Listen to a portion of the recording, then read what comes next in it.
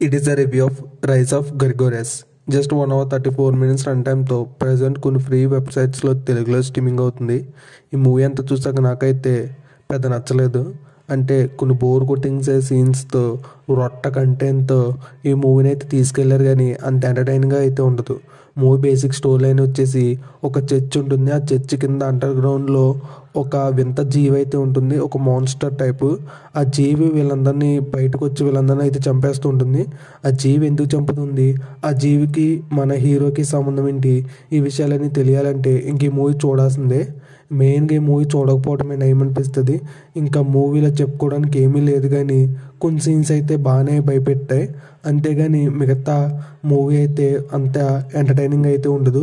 BGM కూడా బాగోలేదు, అలాగే హీరో యాక్టింగ్ డీసెంట్గా ఉంది. ఓవరాల్గా నాకైతే మూవీ పెద్దగా అయితే ఎక్కలేదు. ఫ్యామిలీతో కలిసి చూడొచ్చు అంటే చూడొచ్చు. అడల్ట్ కంటెంట్ ఏం లేదు. ఈ వీడియో కానీ మీకు నచ్చితే లైక్ చేసి ఛానల్